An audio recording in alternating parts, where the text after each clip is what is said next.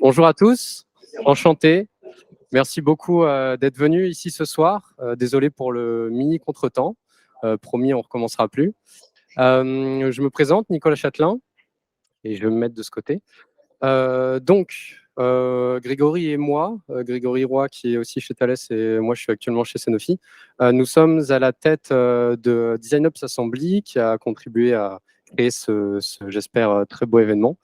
Et pour vous en parler très rapidement, promis vraiment en 2 slides, l'idée, c'est que dès que ça marche, il faut que je vise quoi. On passe la slide au pire. ROD. Design Ops Assembly, c'est aujourd'hui international. On a 7000 membres, plus de 60 événements par an, et on compte bien contribuer à ce chiffre en 2024. Donc suivez-nous. Et on est 20 chapitres, donc un chapitre, c'est-à-dire une ville ou un pays. Et actuellement, vous êtes entre les mains du chapitre Paris. Voilà. Et voilà, tout ça pour dire que c'est une communauté qui se développe petit à petit sur la plateforme Slack. On a un channel dédié au chapter Paris et du coup, n'hésitez surtout pas à venir nous rejoindre. On sera très heureux de vous accueillir et de faire des prochains événements avec vous à nos côtés. Et merci beaucoup et je passe la main à Sébastien pour Devoteam. Bonsoir, vous m'entendez? Ouais. Je suis très heureux de vous accueillir ici chez Devoteam Creative Tech à Barbès. C'est le premier meet-up organisé par la guilde Design Ops. Je vous en parlerai un petit peu plus tard. Et pour celles et ceux qui ne connaissent pas Devoteam Creative Tech, on fait partie du groupe Devoteam, qui est un groupe de consulting basé sur la tech, qui a 25 ans d'existence et qui est français. On est 10 000 Devoteamers à travers le monde et on est une boîte qui est très basée sur la certification de ces Devoteamers. Donc, on a 5200 certifications en interne sur de la tech, sur du design, de l'accessibilité, etc., etc. Et on travaille à la transformation digitale de nos clients principalement, avec des grands principes forts autour de l'accessibilité et de l'éco-conception aussi qui nous portent et qui seront des grands sujets pour nous en 2024. Et plus précisément, au sein de la tribu design, notre rôle, c'est vraiment de travailler l'empowerment de nos clients pour imaginer et réaliser de meilleurs et de plus durables changements. C'est ce qu'on souhaite faire à travers le design. Et pour y arriver, on est une communauté de 150 designers sur Paris, où on développe un écosystème, où on essaie de travailler, on vise le développement de formations internes, d'activités à travers des tribus design. Donc, je vous les présenterai, on a plus de 8 tribus design à l'intérieur de Guild Design, pardon. Excusez-moi, c'est un peu l'émotion. Et on a des grands sujets qui nous traversent comme l'éco-conception, l'accessibilité, la data et l'UX, la recherche utilisateur, l'IA et le design, la tech, les usages, les designs stratégiques, l'organisation du design, etc., etc. Et on fait partie du réseau UX Alliance. Donc, il y a un réseau international à travers le monde de professionnels de l'UX. Et également, on délivre les fameuses certifications UXPM 1, 2 et 3. Donc, 1, c'est de l'initiation, une découverte. 2, c'est vraiment une orientation autour de la pratique du design. Et 3, c'est sur le management du design. Voilà. Et donc, ce matin, je formais des équipes au Moyen-Orient sur l'UXPM 2. Et jeudi, vendredi, je forme des managers à l'UXPM 3. Voilà. Et pour le thème donc notre thème de ce soir, c'est les métriques du Design Ops. Moi, je vais vous raconter, je suis arrivé au mois de juin chez Devoteam en tant que Design Ops de la tribu Design. Et mon travail est entre autres de contribuer à l'organisation de la tribu Design. Pour ce faire, en fait, je vais vous raconter un petit peu comment je me sers avec Karl, notre head-off, des objectifs, des signaux et des métriques. Et je vous propose un petit manuel de survie pour tous les lead design, design ops, ou tout simplement généralement les product designers qui s'intéressent à ces sujets de métriques. Des chiffres et des lettres, mon parcours pro en quelques chiffres. J'ai plus de 15 ans de carrière professionnelle derrière moi. J'ai 3 vies professionnelles et coucou, il y a quelqu'un qui m'a vu au début de ma carrière de designer il y a quelques années. C'est assez drôle de te parler devant toi maintenant. Et j'ai travaillé avec plus de 10 clients maintenant, tout ça pour devenir lead designer en fait. C'est ce qui m'a construit, c'est les expériences, elles sont importantes. Et aujourd'hui, j'ai la chance de travailler au sein d'une des plus importantes communautés de designers de France, avec plus de 150 designers. Donc, on a 8 guildes et on a plus de 8 parcours de carrière au sein de la tribu design. Et mon objectif avec Karl, notre head of, c'est de contribuer à rendre le design stratégique au sein de Creative Tech et chez nos clients. Mais si on veut le faire chez nos clients, il faut le faire d'abord au sein de notre tribu et au sein de notre organisation. Parce que c'est là où tout commence et ce qui nous permet aussi de formaliser des process pour nos consultants et de travailler avec eux sur comment on pourrait mieux accompagner nos clients. Et pour ça, je m'appuie sur un process qu'on appelle le design ops thinking, ou en tout cas que moi j'appelle le design ops thinking parce que j'adore le design thinking. Et non, le design thinking n'est pas mort et il survivra à IDEO. Voilà, ça c'est dit. Et en fait, si on veut mesurer une organisation, il y a 5 étapes. La première, elle est vraiment d'observer notre écosystème d'intervention. Où est-ce que j'interviens? Avant toute chose, avant même de réfléchir métriques, de réfléchir objectifs, signaux, c'est déjà l'observation. Et puis ensuite, une fois qu'on a observé, on va prioriser des projets impactants. Quels seront les projets impactants pour la tribu pour laquelle je travaille, les équipes, l'organisation. Une fois que je les ai priorisés, je vais définir pour chacun de ces projets quel est l'objectif, quels sont les signaux et quelles sont les métriques. Donc, ça peut vous parler, hein, c'est la méthode GSM, Goal Syntax Metrics, qu'on retrouve chez Google Earth notamment. Et une fois que j'ai défini ces signaux, il faut bien que je les mesure. Mais la question, je vais vous partager aussi nos réflexions avec la guilde, c'est comment on mesure avec les bons indicateurs. Parce que les indicateurs, il y en a beaucoup, il y en a une infinité, et il y a des bons et des mauvais indicateurs. Et toute la question, c'est de payer les bons et les mauvais. Et une fois qu'on a mesuré, il faut ajuster le ou les dispositifs qu'on a mis en place. Ça, c'est mon approche design ops thinking, en tout cas dans le cadre de la mesure, et comment je construis mon intervention. Et tout d'abord, il faut d'abord observer l'écosystème. Donc, c'est malheureusement pas une photo de mes vacances, mais j'aimerais bien. Et au début, ce que j'ai commencé à faire, ça a été lister mes tâches. Moi, je suis arrivé au mois de juin. Avec Karl, on a échangé, on a eu pas mal d'échanges, et il y a tout un nombre de tâches à réaliser. Et je me suis dit, si je veux comprendre l'écosystème, il faut d'abord que je comprenne la culture du design chez Creative Tech. Chez Creative Tech, il y a une culture du design qui est très forte, qui est portée par 150 personnes. Il y a une histoire avant que j'arrive, donc il faut que je comprenne ça, que je rencontre les gens, que je m'en imprègne. Il faut identifier les outils de communication, les outils de base de connaissances, Notion, Google Drive, nous on est sur la suite Google. Donc il y a de l'information un petit peu partout qu'il faut aller chercher, voir comment elle est utilisée, à quelle fin. Il faut apprendre des process. Et ça, on y reviendra après, mais donc il y a des parcours de carrière qui étaient mis en place avant que j'arrive. Et donc, moi, il faut que j'en m'imprègne aussi en tant que design ops pour les comprendre, me les approprier, pour pouvoir aussi travailler dessus.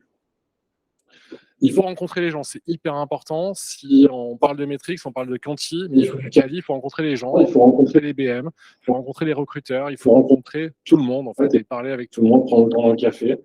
Se déplacer dans nos différents locaux et prendre le temps de parler, de voir l'histoire. Je me suis rédigé un journal de bord. Alors, c'est pas vraiment un journal de bord et je vous le montrerai pas parce que c'est totalement éclaté, mais je discute. Alors, je vais prendre des notes, je vais prendre un Notion parce que il faut que je sois dans Notion, puis je vais poser dans un Google Slide, et puis je vais poser sur un papier, et puis je vais prendre une photo sur un board, etc. Donc, moi, personnellement, je travaille un peu comme ça en écosystème bordélique. Mais ça me convient bien, mais en tout cas, je me fais un petit journal de bord, ce qui me permet de reprendre et de me dire tout ce qui s'est passé. Il faut aussi beaucoup collaborer avec ma core team. Donc, on a une trial manager, Isabelle, on a une HRBP, Anne-Sophie, on a Karl. On se parle beaucoup, on se voit beaucoup, on fait des weekly aussi avec Jean-Baptiste, le responsable des opérations, l'équipe recrutement. Donc c'est hyper important d'avoir aussi toute cette infusion de connaissances de ce qui se passe dans la tribu. Parce que si je veux mesurer et mettre en place quelque chose qui mesure, il faut qu'elle corresponde aussi à la vision business et au développement aussi qu'on va mettre en place. Il faut découvrir les guildes aussi. Parce que 8 guildes, c'est aussi 8 histoires différentes avec des patrimoines, des histoires, des conceptions, des visions différentes. Et donc ça, il faut aussi que je comprenne comment ces personnes fonctionnent, qu'est-ce qu'il y a dedans, quels sont leurs objectifs. Et puis, il faut que j'explique ma vision du Design Ops. Parce que le Design Ops, c'est comme le Design Thinking, il y a énormément de façons de le promouvoir, de le faire, de le pratiquer. Donc ça, c'était au début, c'est ce que j'ai commencé. Et notamment, je me suis investi dans la compréhension des parcours de carrière. Donc, on a des parcours de carrière, des parcours en service, des parcours en UX, des parcours en product, des parcours en pilotage et en opération, pour être head of, pour être researcher, pour être design system manager. Tout ça, c'est une appropriation, parce que derrière, on va y poser des objectifs, des signaux, comment ces parcours sont adoptés, utilisés, quelles métriques, quels KPI on va poser derrière chacun de ces parcours. Parce que c'est très bien de poser ces parcours-là, c'est super. Après, il faut voir leur impact. Et nous, ce qu'on va chercher, ce qu'on veut promouvoir au sein de la guilde Design Ops, vous verrez plus tard, c'est l'impact de nos opérations. Ce n'est pas la performance de nos opérations, mais c'est l'impact de nos opérations. Donc là, en l'occurrence, ça va être un des futurs chantiers qu'on va mener avec la guilde aussi, que je vais mener, c'est comment on va mesurer l'impact auprès de notre tribu design, de nos collaborateurs, de ces parcours. Qu'est-ce que ça leur a amené, comment ils s'en l'approprient, etc. Et pour ça, aussi, moi, je vais m'appuyer sur les guildes. Les guildes, c'est des groupements d'experts qui se regroupent autour d'une expertise et qui est très forte. Donc, il y a beaucoup de convictions. On a des guildes en design thinking, on a une guilde UX data et mesure de l'expérience qui vient de se lancer, qui n'existait pas encore quand je suis arrivé et donc qui s'est lancée. On a une guilde Design Ops qui n'existait pas encore, que j'ai fondée, et vous allez voir avec 4 super guilders. Une guilde Research Ops, une guilde Product Design qui va arriver l'année prochaine, une guilde Design System Hyperactive qui a créé une formation Figma absolument incroyable, une guilde DA Motion qui nous fait des challenges régulièrement d'innovation, des cafés immersifs sur du son, sur de l'émotion, une guilde Design Ethics qui porte tous les sujets d'éco-conception, d'accessibilité, et bientôt aussi une guilde IA et Design. Toutes ces guildes-là, il faut structurer aussi leur activité, il faut la piloter, il faut comprendre quel va être l'objectif de chacune de ces guildes, quels sont les signaux sur lesquels on va poser nos métriques et quelles métriques on va poser pour voir leur efficience et leur impact. Ça, c'est ce qu'on va essayer de construire parce que ces guildes, elles ont quand même une vertu, enfin un objectif, c'est le développement collectif de l'expertise et des compétences. Donc c'est un investissement fort que fait la société. Comment nous, on va mettre en place des outils de pilotage de ce projet-là. Et pour ça, avec Karl, on avait beaucoup discuté aussi sur les projets impactants à prioriser. Et on a fait une matrice impact effort. Globalement, on s'est dit, quels sont les projets les plus impactants aujourd'hui pour notre tribu? Donc, je ne vous dévoile pas tout, hein, ça c'est des grands projets. C'est avoir une vision du design, c'est indispensable, parce que si on parle de métriques, il faut avoir une vision du design, il faut avoir une vision, en fait, les métriques se rapportent à une vision. Le Notion de la tribu design, c'est un outil de base de connaissances qui nous est très cher, qu'on va lancer en janvier, qui va rassembler toute la vie de la tribu et un designer chez nous recevant un lien Notion qui l'accompagnera du début jusqu'à sa retraite, parce qu'on est bien chez Creative Tech. Et non, on va y retrouver des templates, on va y retrouver des ressources, on va y retrouver tout un tas de choses qui peuvent aider le quotidien d'un designer. Parce que aussi, le rôle du design ops, c'est de faciliter la vie des designers. Et la guilde Design Ops aussi qui nous paraissait très importante, parce qu'on ne peut pas faire les choses tout seul. Donc, les amis de la guilde Design Ops, vous allez voir, on a plein de travail sur 2024. Et des choses qui étaient en cours de finalisation, donc une grille de compétences, un parcours d'apprentissage et un carrière pass. Donc je vous ai montré qui était déjà là et qui était finalisé, donc il fallait juste finir. Et sur les prochains semestres, travailler sur un design système d'attribut design et le scale des guildes, ce qui arrive sur 2024. Et comme je vous le disais, ça faisait beaucoup de choses à faire tout seul, donc ça je ne pouvais pas. Donc on a travaillé avec la guilde. Et si on veut mettre en place des métriques et qu'on veut mesurer, il faut aussi s'appuyer sur des personnes ressources. Et mon premier travail en tant que designer, ça a été de trouver des ressources. Et donc, j'ai eu la chance de trouver 4 designers avec attitude qui sont juste géniaux et qui portent, qui amènent de l'innovation, qui challenge et avec qui on peut échanger, discuter. Parce que le designer, c'est souvent un rôle tout seul dans une entreprise et c'est un rôle un peu solitaire. ou pas. Mais en tout cas, là, je me suis dit, OK, il faut qu'on le fasse à plusieurs et qu'on réfléchisse à plusieurs, croiser les points de vue et les expériences. Et l'intérêt aussi, c'est que les personnes qui sont dans la guilde sont aussi en mission chez leurs clients, donc nous ramènent aussi les besoins du client à l'expérience du terrain, ce qui est extrêmement riche. Et du coup, on s'est dit, OK, il faut qu'on définisse notre objectif de guilde, les signaux, les métriques qu'on va poser. Et on a commencé par poser notre vision à nous du Design Ops. Pour nous, le Design Ops, c'est de mettre le design au service des collaborateurs, des organisations, des produits et des services. À ce moment-là, on entendait beaucoup aussi du Design Ops autour de la performance, pour que les équipes délivrent plus, délivrent mieux. Nous, on ne s'inscrit pas là-dedans. On comprend ce besoin de performance, mais on a plutôt choisi de mettre l'humain au cœur de la question du design et de se dire, l'important pour le designer, c'est d'être le designer des designers et d'avoir une démarche centrée utilisateur. Et justement, de se pas pousser le fait de produire plus de livrables, plus de process, etc., qui peut aussi enfermer la créativité, qui est le propre d'un autre métier. Parce que voilà, on a besoin d'industrialiser, on a besoin de processer, c'est très bien, mais il ne faut pas oublier de pourquoi on est là, quelle est l'essence même du métier de designer. Et du coup, typiquement, un des objectifs, enfin l'objectif de Notion, c'est d'avoir un accès central à la connaissance. Les signaux qu'on va regarder, ça va être la mise en ligne. Quand est-ce que la mise en ligne sera faite, le type de contenu qui va être consulté, le type de contenu qui va être mis en ligne. Par contre, les métriques à définir, qu'est-ce que ça nous raconte, le nombre de pages consultées? Ça ne nous raconte pas grand-chose, en fait, sur un Notion, sur un template. Combien de fois il est téléchargé, ça ne nous raconte pas grand-chose. Nous, on va plutôt s'intéresser de Notion, quel a été l'impact de la mise en ligne de ce Notion sur notre communauté? À quoi ça leur sert? Dans quel contexte ils l'utilisent? Est-ce qu'ils font juste de la consultation? Est-ce qu'ils partagent aux clients? Est-ce qu'ils partagent entre eux? Est-ce qu'ils montent des contenus, etc. Donc, on s'est posé la question des métriques à définir et on continue à se la poser. Ouais, on continue à se la poser aussi sur des projets qui sont en cours de réalisation. Donc, avec K, on a réfléchi à des objectifs pour nos guildes. Et là, je vous en partage deux.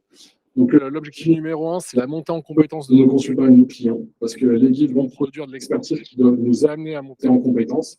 Mais quels sont les signaux de cette montée en compétences? C'est notamment la création de parcours de formation interne fondés sur l'expertise de la guide. On a la chance d'avoir une académie interne qui diffuse des cours le soir pour nos consultants. Et du coup, on s'est dit, OK, si on parle de montée en compétences, ça veut dire qu'il faut former, en fait. C'est pas juste faire des articles, produire des templates, c'est aussi de la formation et donner accès à la formation. L'autre signal aussi, c'est des templates de mise en œuvre de l'expertise. OK, je parle d'éco-conception, une checklist d'éco-conception. Je parle de cartographie d'un service. Quels sont les livrables qui me permettent de faire une cartographie d'un service? Ça aussi, c'est un signal qu'on veut palpable, qu'on veut mesurer. Les référents aussi. Pour nous, c'est hyper important de pouvoir identifier des référents au sein de chaque guilde sur qui on peut s'appuyer. J'ai une question, je sais que je peux aller poser une question de design up à Salomé, ou à Laetitia, ou à Robin, ou à Justine. J'ai une question accessibilité, je sais que je peux poser des questions à un tel ou un tel. Et pas seulement dans un chat collectif où des gens vont me répondre. C'est extrêmement important de pouvoir identifier ça, pour pouvoir aussi, pour nos clients, leur présenter aussi des référents, leur dire, voilà, tu as des questions, on a des réponses à t'apporter. L'autre point, c'était le partage de nos expertises. Typiquement, ce soir, le Meetup, c'est un de nos signaux de mise en œuvre de la guide et du passage à l'échelle de nos guides. C'est-à-dire qu'on est capable d'organiser des Meetups. Alors, première petite DOA pour cette contribution. Des cafés. En fait, c'est des moments où on se retrouve sur une pause déjeuner, enfin de 13h à 14h, ici ou en visio, et un consultant, une consultante invite un expert externe ou raconte un retour d'expérience sur un sujet. Et les Design Challenge, c'est vraiment l'idée de faire des mini-hackathons sur un projet, sur un sujet, un thème, pour monter en expertise. Tout ça, c'est des signaux qu'on va mesurer. Mais là encore, on n'avait pas la question de quels sont les bons métriques pour nous en tant que designers. Parce qu'on se pose la question, OK, on fait tout ça, c'est très bien, ça fait de la vision, ça donne de la visibilité, mais pour autant, quel est l'impact de ça? Du coup, on s'est interrogé sur comment mesurer avec les bons indicateurs. On a commencé à chercher et honnêtement, pour nous, je trouve que c'est une quête qui est difficile, qui est laborieuse et qui est unique en fait, parce que c'est rapport à votre vision, c'est rapport à qui vous êtes et à ce que vous souhaitez faire comme type de design. Les indicateurs, ils sont franchement infinis et je pense pas qu'on puisse répliquer un indicateur de chez Bayfit ou de chez Thales ou de chez Devoteam à votre contexte. Ça peut être des inspirations, mais ça peut pas être réplicable en tant que tel. Du coup, il faut être fier de voler comme un design ops, de voler comme un artiste, mais il faut s'inspirer aussi de ce qui nous paraît intéressant. Et pour nous, les indicateurs, en tout cas dans ma réflexion aussi, c'était se dire aujourd'hui quelle formalisation est intéressante. Le Heart est hyper intéressant. Alors c'est très utilisé dans le B2C, il y a des tentatives d'utilisation dans le B2C. Ce que je trouve intéressant avec le Heart, c'est qu'on va chercher la happiness. Alors la happiness, ça peut faire débat évidemment comme terme, mais est-ce qu'on a de la joie au travail? Ça, c'est une grande question philosophique qu'on pourra avoir après. Mais en tout cas, c'est du bien-être. Parce que ce qu'on vise aussi dans le design ops, c'est le bien-être des collaborateurs avec qui on travaille. Donc, en quoi nos actions améliorent-elles la satisfaction dans le travail des designers de notre tribu? L'engagement, en quoi nos actions renforcent-elles l'usage des outils, des process, etc. que nous avons déployés? L'adoption, en quoi nos actions se pérennisent-elles dans les pratiques de la tribu design? C'est super important que ce qu'on met en place, que le Notion qu'on met en place, que les process qu'on est en train de mettre en place, que le travail des guildes, etc. se pérennise en fait. C'est pas du one shot, on essaie de travailler dans une durabilité et dans un développement collectif. La rétention, en quoi nos actions contribuent-elles à maintenir un bon taux d'attrition? Quand on est dans le consulting, c'est hyper important dans une équipe design de pouvoir aussi faire que les gens s'épanouissent au sein de l'équipe, dans la tribu, et restent et se développent. On n'a pas envie de voir partir les gens au bout de 2-3 ans, on a plutôt envie qu'ils restent avec nous pour développer et continuer l'expertise. Et le succès des tâches, en quoi les dispositifs sont-ils utilisables par les designers de la tribu? C'est super important aussi cette question d'usabilité, même si on ne fait pas des interfaces en tant que telles. Mais quand on fait un Notion, est-ce que le Notion va être utilisable dans le quotidien du designer? Est-ce qu'il aura accès chez son client à notre... Non mais, il y a des proxys, il y a des pare-feux, on travaille chez des clients très sécurisés et parfois, tout est bloqué, donc on n'a pas accès à nos outils internes. Donc là encore, c'est avoir des outils qui sont accessibles partout, tout le temps et dans tous les contextes. Est-ce que le Notion est le bon outil? Ça a été une réflexion. Parce que Notion, ça paraît comme une évidence parce que c'est cool. Mais en fait, c'est peut-être pas le bon outil. Peut-être qu'un bon SharePoint des familles fait très bien le travail. Donc ça aussi, est-ce que c'est utilisable? Et on a bien gambergé ce jour-là. Je pense qu'on a été assez créatifs. Et on s'est dit, mais en fait, on ne va pas parler de KPI, on va parler de Key Operation Impact Indicators. On a nommé les KOI, parce qu'on a bien le Japon, et qu'il fallait trouver un petit acronyme. Mais en fait, vraiment, nous, on s'inscrit, on se dit, on ne veut pas de KPI. La performance, ce n'est pas notre sujet. Notre sujet, c'est vraiment la performance. Et ça, c'est quelque chose qui est... Donc, j'ai mis en WIP parce que on le développe. Ce que je vous raconte, c'est ce qu'on est en train de faire. On apprend en marchant. Et c'est ce qu'on projette de faire là, dès 2024, dès janvier, le déploiement de ces indicateurs-là. Alors, comment on va le faire? C'est toute la question. Et si vous avez des bons conseils, je suis preneur. Et je pense que nous sommes tous à l'écoute. Mais sur la happiness, globalement, c'est de se dire qu'on va faire des enquêtes en ligne, des interviews, recueillir des verbatims, peut-être monter un formulaire aussi sur Notion pour qu'on nous remonte des choses pour pouvoir structurer. Parce qu'on va le lancer, on l'a déjà présenté comme ça en séance, comme ici, on a pris des feedbacks, on fait des allers-retours. Moi, quand je peux récupérer quelqu'un sur mon bench, je lui montre, je lui prends 10 minutes, un quart d'heure. Mais voilà, on va l'industrialiser. L'engagement. Des analytics Notion, sur Notion, on peut voir aussi le nombre de pages consultées, ça peut être un élément. Des analytics Figma, des analytics Drive. Mais en tout cas, voir aussi comment ça interagit. L'adoption, le nombre de contenus, de pages mises à jour dans Notion aussi, c'est important. Est-ce qu'on met 10 contenus et puis ça reste lettre morte, qu'on n'a aucune proposition de nouveau template, que les guides n'alimentent pas, etc. Ça va être des indicateurs pour nous si l'impact de notre proposition, notre projet est intéressant. Le nombre de templates partagés, et encore les feedbacks. Ouais, il y a un petit twist de slide. Et la rétention, c'est une enquête, une étude sur les données de la tribu aussi. Est-ce que depuis qu'on a mis en place ces éléments-là, est-ce qu'on observe des mouvements spécifiques sur l'attribut qu'on n'observait pas avant, en fait. Est-ce qu'on a un impact positif, enfin, on souhaite qu'il soit positif, sur l'attribut. Donc, dans les questions, si vous avez des suggestions, je suis preneur. Et une fois qu'on aura fait ça, on va ajuster les dispositifs qu'on a mis en place. Ce qui est super important, c'est pas juste lancer le dispositif, le mesurer, et puis se dire merci, bye bye. C'est vraiment aussi d'ajuster. Et pour ça, il y a un schéma très intéressant qui a été mis en place par Patricia Bertini. Alors, si vous ne la suivez pas encore sur LinkedIn, je vous encourage plus que fortement à la suivre. Elle est extraordinaire, tout simplement. Elle a une capacité d'analyse et elle est hyper intéressante, très humble. Vous pouvez lui écrire, elle vous répondra avec plaisir. Et Patricia, elle croise le design thinking avec le modèle de Lewin, qui est un modèle de conduite du changement. Parce qu'en fait, quand on fait du design up, c'est quoi? C'est de la conduite du changement aussi. On avait un état de pratique avant et on met en place des dispositifs pour faire évoluer les pratiques. Donc même si on est designer, qu'on est appétant au changement, qu'on aime les nouveautés, etc., on reste néanmoins des êtres humains qui avons des difficultés aussi à évoluer. Et donc, il faut mesurer et prendre ça en compte. Donc, il y a une première période qui va être la période de unfreeze, que Lewin appelle la période unfreeze, qui sont pour créer les conditions du changement. Donc là, c'est toute ma phase d'observation et de priorisation. Et bien sûr, là, il faut communiquer aussi sur ce qu'on a observé, sur ce qu'on a priorisé. Et puis, quand on va définir, c'est vraiment la phase de changement, en fait. Là, on lance le Notion, on lance une nouvelle organisation des guildes avec des objectifs. C'est vraiment la phase de changement. Et on va déployer les dispositifs. Donc, on va les mesurer aussi dans cette phase de changement. Quand on va les ajuster, on va rentrer dans la phase de freeze. On va consolider. On ne va pas tout rechanger. Non, on va ajuster. Soit on se rend compte que c'est vraiment un fail, mais ça veut dire qu'on n'a pas forcément hyper bien travaillé avant ou qu'on a manqué des éléments. Là, dans la phase de freeze, on va juste consolider, donc ajuster ce qui marchait moins bien, on va le changer, le modifier, on va travailler à la marge tous les détails qui vont faire que notre produit va ressembler à quelque chose de mieux, que notre organisation sera mieux. Et un dernier point que je n'avais pas mis au début, mais qui est ultra important, c'est l'adoption. Donc, de ne pas s'arrêter juste à l'ajustement, mais aussi de travailler à l'adoption et de piloter le développement des métriques.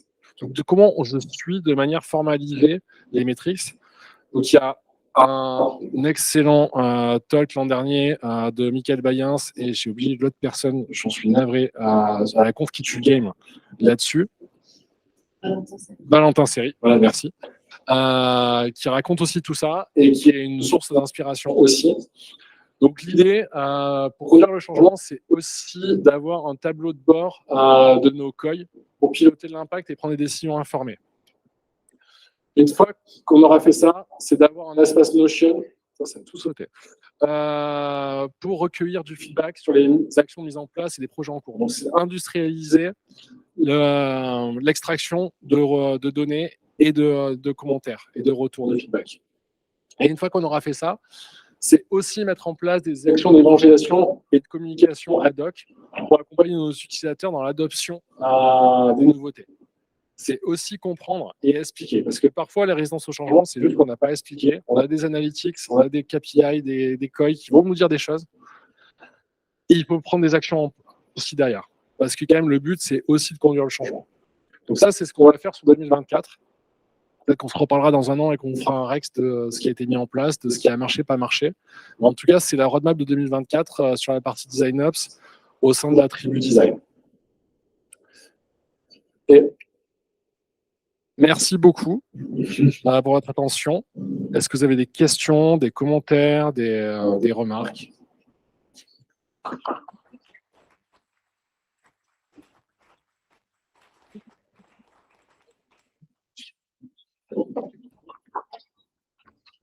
Donc, merci beaucoup pour cette super présentation. Moi, j'ai une petite question. Tu faisais la différence, tu différenciais impact et performance.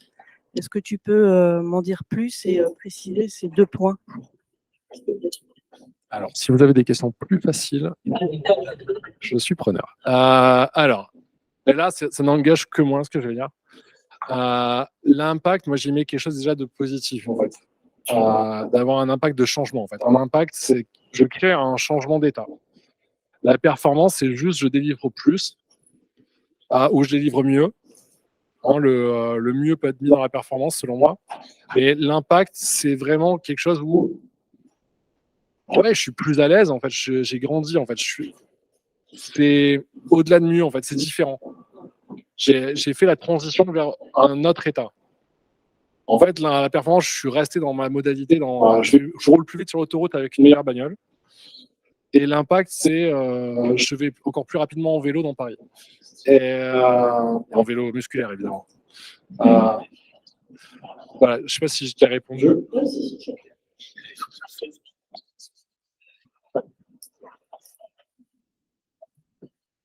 Merci. Moi, ma question, ce serait quand vous avez mis ces différents KOII, est-ce que c'était uniquement pour les designers en interne, mais c'était aussi avec une vision de comment vous voulez que les designers interagissent aussi avec vos clients? Est-ce que c'est uniquement interne ou est-ce qu'il y a aussi une stratégie extérieure dans cette approche du Design Ops?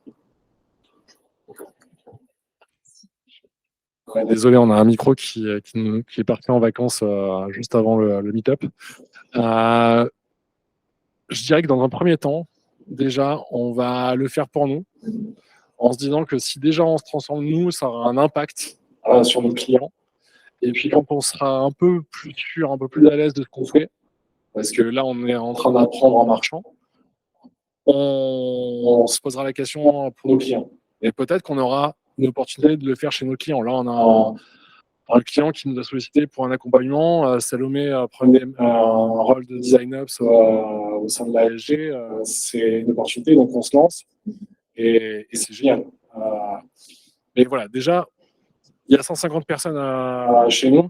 Ça fait un gros terrain de jeu avec des missions, des contextes de travail complètement différents, des parcours de carrière différents, des seniorités différentes. Donc il y a tout ça à structurer et on a plus de 8 guildes aussi, plein d'ambition et plein d'envie. Donc déjà pour nous.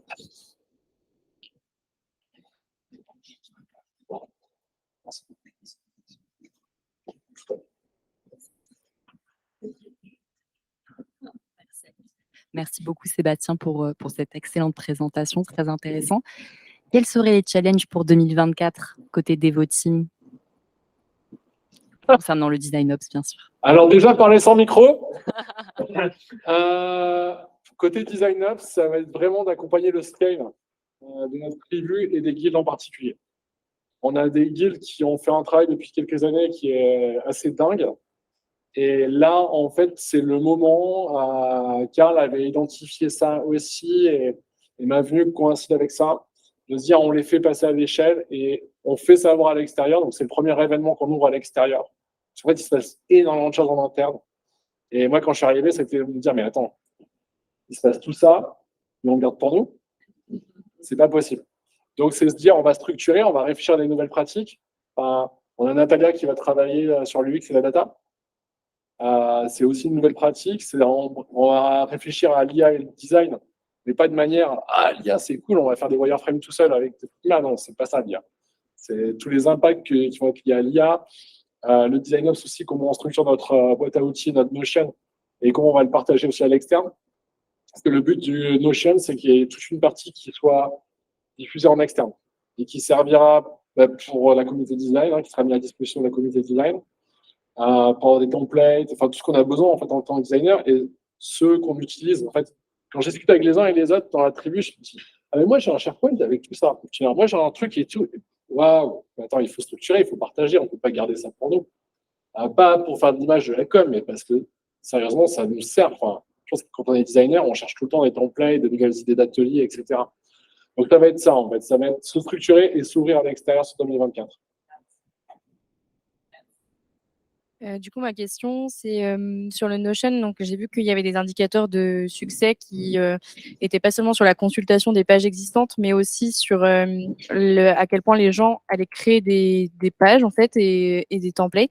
Du coup, est-ce que vous avez une instance qui va vérifier qui a créé quoi comme page et peut-être aussi uniformiser un peu le ton? Est-ce qu'il y a une charte éditoriale dans le Notion pour pas que ce soit, parce que tout le monde a des façons de présenter les choses différentes. Donc. Alors là, je lance un appel à Notion sur leur structuration du pricing. Je pense qu'on peut faire un bout collectif. Alors Notion, c'est compliqué en termes de pricing et de donner des accès d'édition à toute la tribu. Donc là, on est en train de réfléchir avec Karl à comment on va structurer l'édition du Notion. Grosso modo, ce qui se profile, c'est que ça va être porté par les guildes. Donc on a des responsables de guildes qu'on appelle des lead-off. Les lead-off de chaque guilde va avoir potentiellement un accès d'édition qui va lui permettre de créer au sein de sa guilde du contenu et de le publier sur le Notion. Après, on va travailler un document, un peu une guideline, pour avoir une cohérence, pour avoir aussi un standard attendu, etc. Donc ça va être notre travail avec Karl aussi, d'avoir ce regard qualitatif. Après, on n'a pas vraiment de doute sur le niveau d'exigence de nos guides.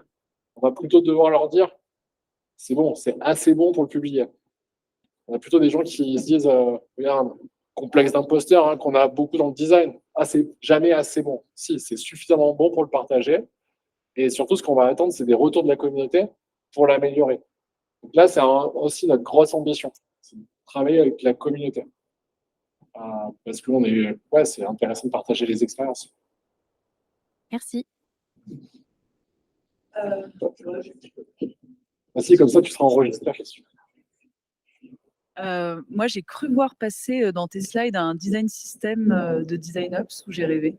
Alors, un design system pour la tribu design, déjà. On va commencer par là. Pourquoi? Parce que c'est aussi important, enfin, je pense qu'on le sait tous, hein, mais d'avoir une identité de tribu. Nous, on est éclatés, les 150 designers. Du coup, on met en place des événements de coworking, on met en place plein de choses. Et c'est aussi important d'avoir des outils qui nous ressemblent et qui nous sont propres. Le design system, c'est ce qu'on a une tribu design system assez dingue. Qui, quand ils ont construit la formation Figma, ils l'ont fait évidemment avec Figma. Et donc, pour faire les supports, ils ont fait évidemment un UI kit. Alors, c'est évidemment, d'accord, c'est pas un design system, c'est dans l'idée. On pose déjà les premières briques pour aller vers ça. Parce que nous, derrière, on a plein d'idées, en fait.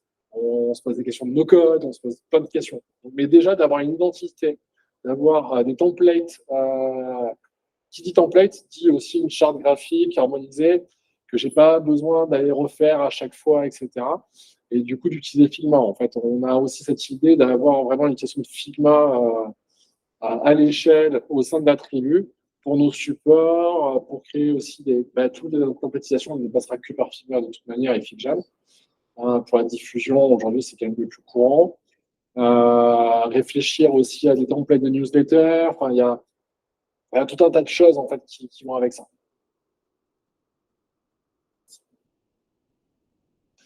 On me laisse en rêver. Donc, je vous laisse entre les mains expertes de Amine. Merci beaucoup pour votre attention.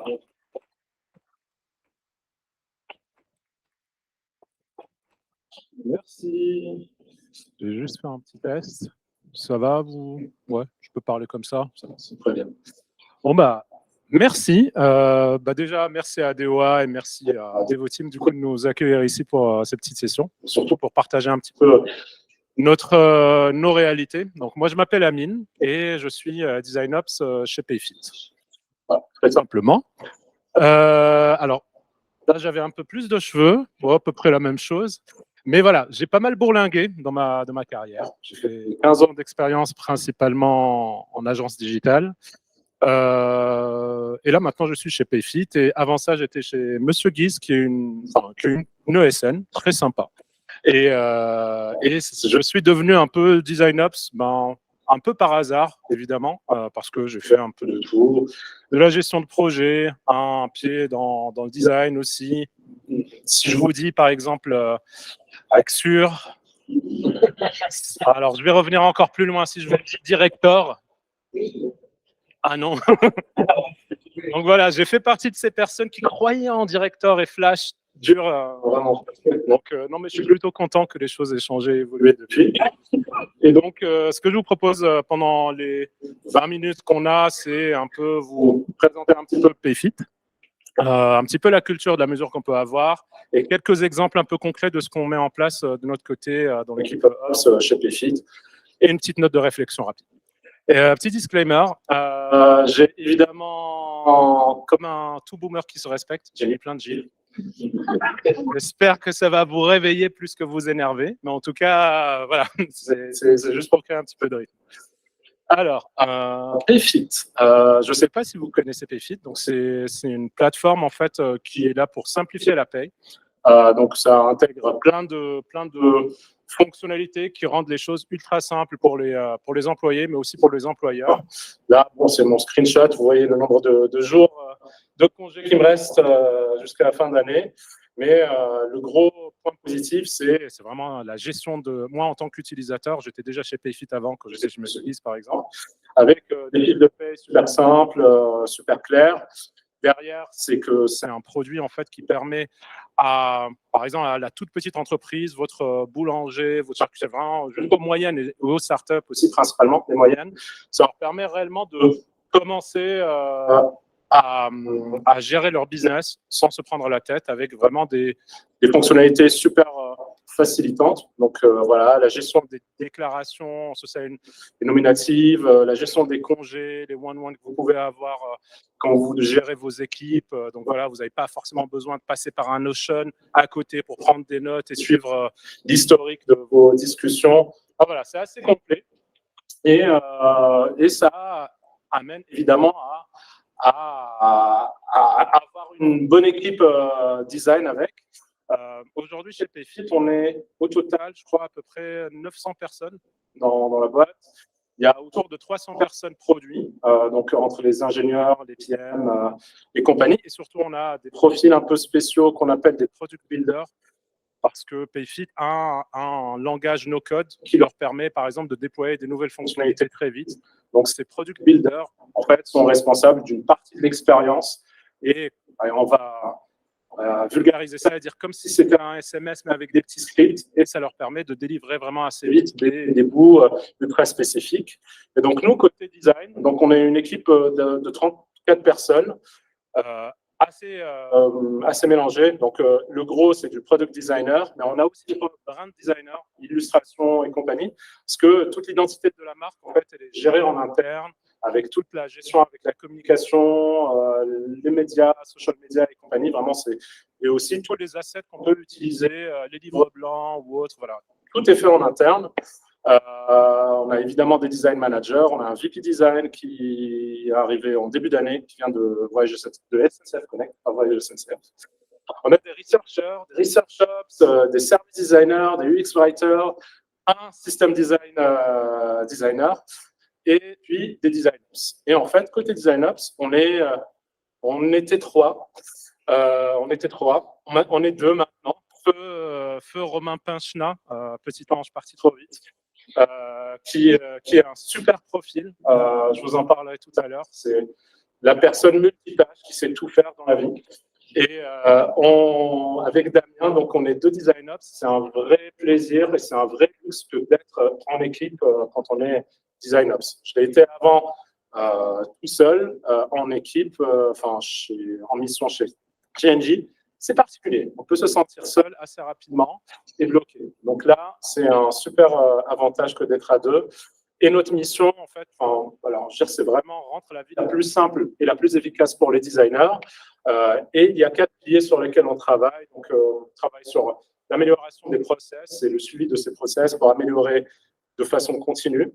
Il y a une amélioration continue aussi des méthodos et des façons de faire. Donc, on parle tous du double diamond. Maintenant, concrètement, qu'est-ce que ça veut dire dans notre contexte? Donc, et qu'est-ce qu'on fait pour monter en compétence quand c'est des questions d'accessibilité, de design responsable? Donc voilà, notre rôle, c'est d'essayer d'aider l'équipe là-dessus.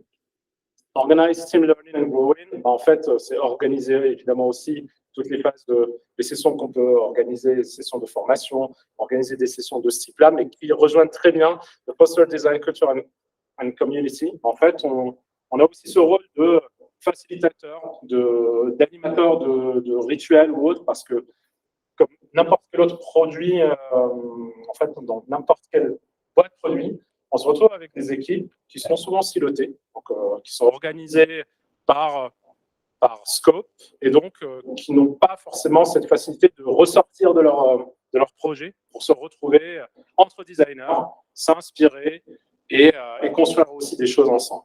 Donc voilà, je vais essayer d'avancer et la mesure. Donc ce qui est intéressant, en fait, quand je suis arrivé chez Payfit, parce que je suis arrivé cette année en janvier, en fait, il y a une culture de la mesure en fait, qui est là dès le début, qui fait que tout le monde est réellement focalisé sur atteindre un objectif quantifiable, mesurable. C'est un truc que vous connaissez tous, hein, c'est la gestion des OKR. Parce qu'aujourd'hui, ce qui est assez intéressant dans ce principe de pyramidal, mais aussi organique, qui se transforme aussi à un moment comme un arbre, c'est qu'on est alignés tous sur l'objectif stratégique de la boîte. On est tous amenés justement derrière à construire les sous-objectifs qui correspondent en fait à la réalité et qui répondent aux besoins de l'objectif qui est au-dessus. Et on a ce travail régulier de se dire, OK, pour pouvoir atteindre cet objectif-là, en fait, quelle est la bonne mesure? Qu'est-ce qui traduit un succès sur cet objectif? Et qu'est-ce que je mets en place pour le mesurer? Et nous, côté DesignOps, en fait, ce qu'on fait, c'est qu'on prend en effet les OKR stratégiques qu'on a au niveau de la boîte. Ensuite, on les découle sur les objectifs côté design avec tous les managers. Et on descend derrière pour se dire, côté DesignOps, comment on vient soutenir les objectifs design. Et on génère du coup des initiatives, une liste d'initiatives avec les KPI qui vont avec. Et on complète ça aussi avec des initiatives auxquelles on pense nous-mêmes, parce qu'elles correspondent à des choses que nous, on a identifiées et qui viennent hors de l'OKR initial, qui est stratégique. Il y a un autre élément aussi qui est très clair et très important chez Payfit, c'est le Fulfillment Survey. En fait, c'est tout simplement un sondage qu'on fait chaque semestre pour essayer d'évaluer la qualité d'engagement, mais aussi les grosses problématiques que tout employé peut avoir côté dans l'entreprise. Et ce qui est intéressant pour nous, DesignOps là-dessus, c'est qu'en fait, donc on a la vue de ce qui ne va pas ou de ce qui va bien au global, mais on peut aussi extraire tous les éléments côté design. Avec c'est quanti, mais c'est aussi quali, ça nous permet derrière de nourrir un peu de notre réflexion sur ce qu'on peut améliorer, principalement pour les équipes design. Voilà, un peu comme ce que tu l'expliquais tout à l'heure, nous on fait du design thinking. En fait, avant toute chose, nous designers, en fait, on est des designers aussi, DesignOps. Et notre approche, en fait, c'est d'être dans une démarche, on va dire double diamond, lean, design thinking, tout ce que vous voulez. Mais quoi qu'il arrive, notre démarche est de toujours observer pour savoir quelle est la problématique, quel est le contexte dans lequel on est, faire de l'idéation et du coup embarquer aussi les gens avec nous pour identifier en fait les potentielles solutions, les prioriser à travers des matrices, on a du RICE ou autre. Donc voilà, on priorise réellement ces problématiques, ces initiatives, on les lance comme un produit évidemment et on les suit. Et on fait une boucle continue parce que c'est tout simplement une amélioration continue de tout ce qu'on fait. Typiquement, on lance un nouveau type de rituel, on ne lance pas le rituel et on dit c'est bon, il tourne tout seul, qu'est-ce qu'on peut améliorer dessus, etc. Et c'est là où je vais vous partager des exemples plus tard sur notre façon de faire. Donc voilà, côté DesignOps, clairement, voilà, évidemment, ça commence. Désolé, hein, là, ça va s'enchaîner les chiffres. Il faut rester souple. Il n'y a pas une seule. Il y a plusieurs façons de mesurer et de capter des insights. Donc voilà, on peut se focaliser, se reposer sur de la data. On peut se reposer sur un commentaire ou une discussion au détour du café. C'est très compliqué côté Payfit parce qu'en fait, il y a une politique full télétravail. Donc, moi, par exemple, je suis à Paris, je vois les designers une fois par mois, à peu près, physiquement. Donc, mais je vais quand même au bureau pour sortir de la maison. Donc le remote coffee, c'est un vrai truc. On se l'organise. Je me mets vraiment des moments là-dessus pour identifier en fait des points de friction. Typiquement, quand je suis arrivé aussi, on part on fait de la research, on fait des entretiens, on définit même des journées, des problématiques des designers pour identifier des solutions et on les lance. Enfin, on les priorise avant de les lancer. Et tout à l'heure, du coup, je vous ai parlé des OKR. En fait, comment ça se traduit par exemple, chez nous, côté designer, en fait, on a l'arbre des OKR qui vient d'un point de vue stratégique. Derrière, on fait des bébés objectifs côté design ops. Et à partir de là, on fait un petit travail d'équipe entre nous. On se dit, OK, bah alors pour cette initiative, en fait, quel serait le bon KR pour mesurer en fait sa réussite. Par exemple, un des KR sur lequel j'ai bossé ce semestre, c'était mettre en place une design definition of done pour les designers, pour améliorer la qualité en fait de leur delivery. Vu que c'était quelque chose de nouveau, notre critère d'équerre qu'on a défini, c'est juste se dire qu'il y a tant de designers qui déjà l'utilisent. Juste le fait de l'utiliser, de la checker de temps en temps, c'était un élément. Et on avait aussi un critère qui était plus sur le nombre de feedbacks qu'on a pu recevoir sur ce produit-là. C'est un indicateur qui nous dit qu'il y a de l'attrition, qu'il y a de l'intérêt autour de la DOD. Juste le fait qu'il y ait du feedback, parce qu'évidemment, on lance quelque chose, ça ne devrait pas être parfait par défaut. Donc voilà, l'idée, c'est qu'on réfléchit à ça en détail ensemble, on pose le KR et on le mesure au fur et à mesure. Ah, tu veux me poser une question maintenant? Let's go. Moi et Damien. En équipe, oui, en équipe. Après, évidemment, on rend ça visible au design manager, mais parce qu'ils ont... Voilà, là, c'est un board FitJam, donc on travaille là-dessus. Derrière, on va sur notre matrice RICE, enfin là, on a plus fait ICE, pour au moins se donner notre roadmap. Et après, derrière, tout le suivi, en fait, on a des boards sur Notion où tout est traqué, tous les projets qui sont dessus, avec les bons KPI, et qu'on met à jour assez régulièrement. Maintenant, nous, côté DesignOps, on a tous la même problématique. Comment on évalue les initiatives lancées? Donc là, je vais vous montrer un petit peu de façon simple de le faire, ce qu'on fait nous, par exemple. Un truc tout bête, hein, c'est évidemment de prendre le pouls à travers un pauvre survey. Un pauvre survey on est sur quoi là? On est sur Google Forms, tout simplement. Ouais. Des fois, on passe sur autre chose. Mais la grosse problématique, souvent, c'est juste identifier quel a été en fait, l'impact qui a été réalisé. Est-ce que les choses sont restées les mêmes pour vous? Est-ce qu'on vous a changé quelque chose ou est-ce qu'on a rendu les choses meilleures ou pas? Donc voilà, c'est ce qu'on essaie de capter à travers une survey de ce type-là. Et évidemment, on capte aussi quelques feedbacks, comment dire, un peu quali. Tout le monde, la plupart des personnes répondent de façon anonyme. On pousse ça pour qu'on ait les feedbacks les plus sincères. Et aussi, on essaye d'éviter la fatigue des surveys. Donc, c'est pour ça qu'on essaie de le faire juste une fois par semestre et d'intégrer toutes les initiatives. Parce qu'en tant que designer, on a plein de choses. Enfin, pareil, c'est écrit, donc Show and Tell format, c'est un format qu'on a en interne pour partager les dernières releases, les derniers projets qui ont été faits. Le Design Kiss Call, c'est plus un moment d'inspiration. On invite des personnes de l'extérieur.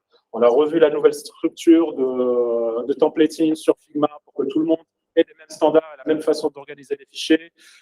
Les live design critiques, pareil, c'est un mécanisme pour pousser à avoir plus de design critique dans l'équipe. Donc, si on avait envoyé un survey spécifique pour chacune des initiatives, je pense que le taux de réponse allait être vraiment super bas et les designers seraient juste agacés. Donc, l'idée, c'est de les faire participer pour qu'ils soient aussi prescripteurs, mais voilà, en gardant un petit moment, le bon équilibre pour ne pas les embêter. On fait une petite variante de temps en temps en faisant quelque chose d'un peu plus collaboratif. Et là, c'est plus pour capter des feedbacks, plutôt que faire des entretiens individuels ou autres. Là, on leur dit, voilà, clairement, quels ont été les challenges par rapport à ce que nous, on vous propose, à la façon de vous aider, etc. Ça nous permet, voilà, derrière, de faire un peu de clustering et identifier de nouvelles initiatives qu'on repriorise et qu'on rajoute à notre backlog et qu'on remesure, du coup, à chaque fois. Maintenant, une mesure qu'on retrouve tous, et comme je vous l'ai dit, on est tous en télétravail principalement chez Payfit, et grosse problématique d'engager les équipes dans les rituels et dans l'utilisation de tout ce qu'on leur propose en termes de standards. Là, par exemple, juste sur les rituels, on a, dans nos rituels, en fait, on a toujours un board Miro, au FigJam pour créer déjà, faire un icebreaker. Il n'y a aucune réunion qui commence pas sans un mini icebreaker, quelque chose de tout simple. Et on essaie de capter toujours du feedback pour savoir voilà, si le rituel a été intéressant ou pas, et capter un peu de rituel quali avec. Et tout à l'heure, je vous avais dit qu'on avait quelqu'un dans notre équipe, Romain, qui n'est plus avec nous et qui est ouf.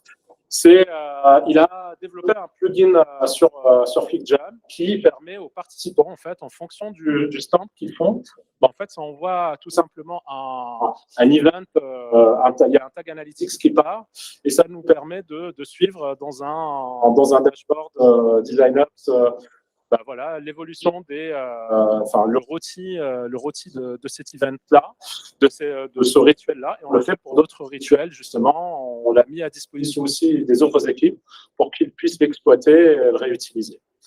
Juste, combien de temps? Ok, ça marche. Bon, bah, c'est très bien. Une autre façon, évidemment, de gérer l'engagement des rituels, si vous êtes sur Zoom, typiquement, il faut aller regarder de temps en temps ce qui se passe au niveau participation dans les meetings. Et pour les designs critiques dont je vous ai parlé tout à l'heure, rapidement, en fait, on a lancé un petit workflow sur Slack qui automatise un peu, on va dire, l'inscription au design critique. Supposons quelqu'un est designer ici, il dit j'ai besoin de faire le design critique. Il y a un petit workflow sur ça qui se lance. Les gens réagissent avec un petit smiley, et automatiquement, ça envoie une invitation dans le calendrier avec le bon lien du Notion où on décrit le besoin en termes de feedback, et on se connecte après. Et tout ça envoie, en fait, nous remplit un dashboard qui nous permet de suivre le niveau d'engagement des designs critiques, le nombre de designers qui a lancé des designs critiques, le nombre de critiques qu'on a eu par mois, etc. Donc voilà, ça fait partie du type de critères qui peuvent être intéressants à suivre.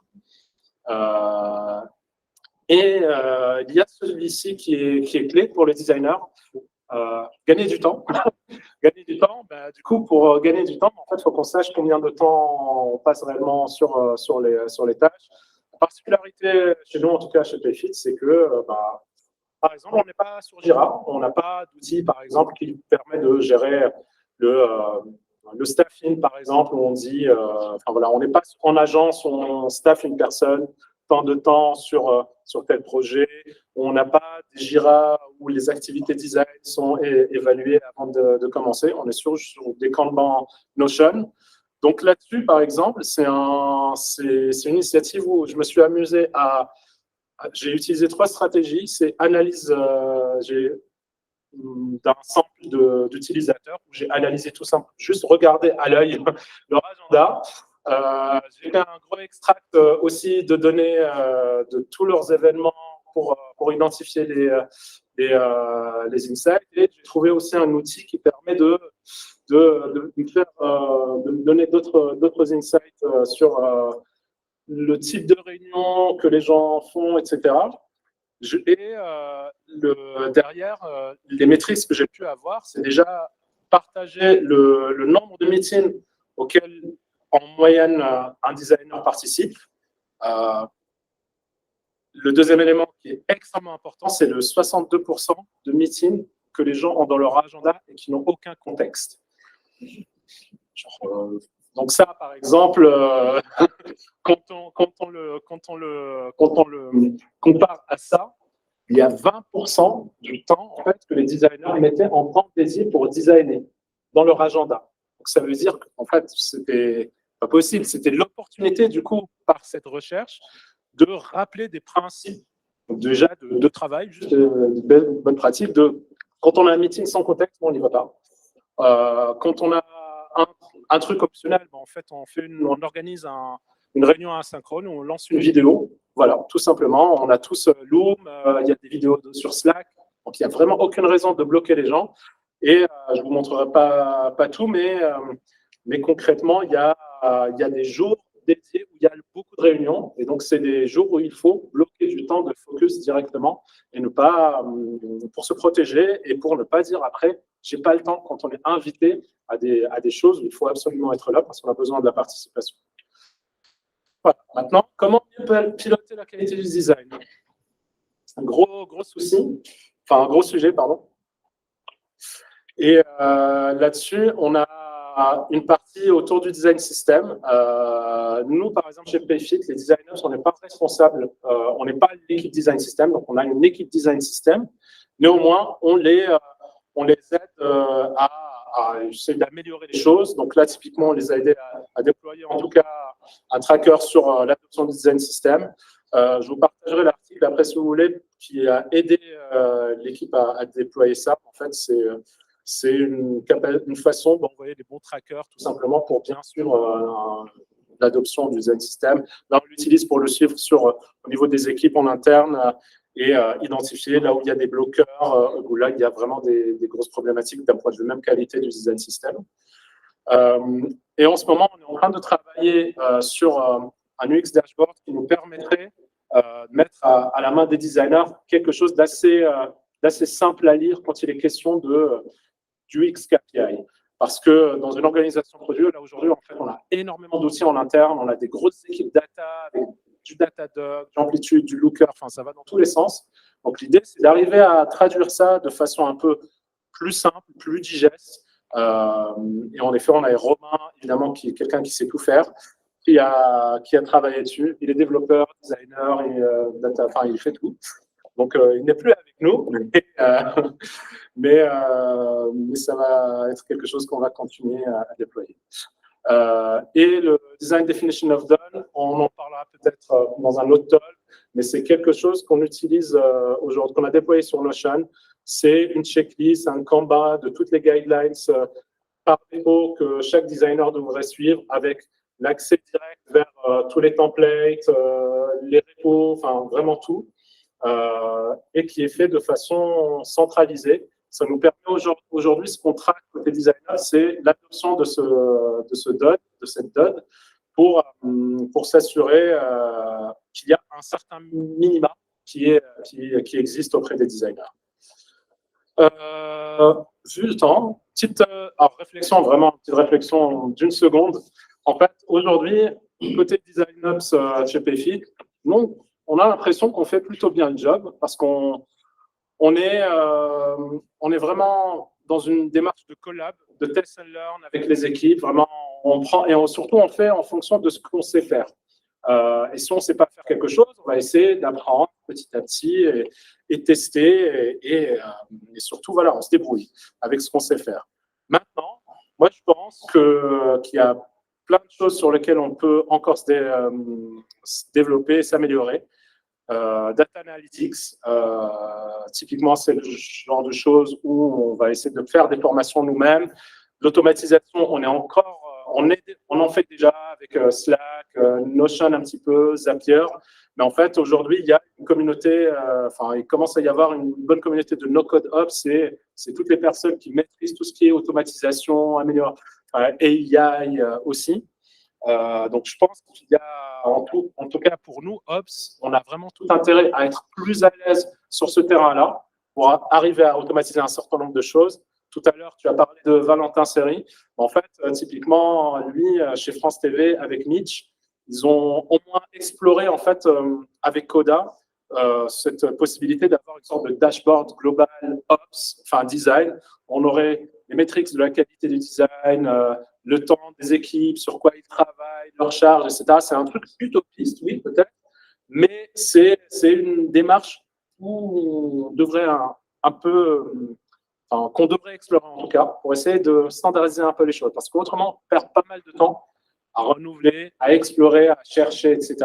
Et d'où l'intérêt, en effet, qu'on discute ensemble et qu'on se retrouve dans ces moments-là. Donc, n'hésitez pas à réagir et partager des choses. Donc, voilà, je finis évidemment avec un petit gif. Donc, merci. Et puis,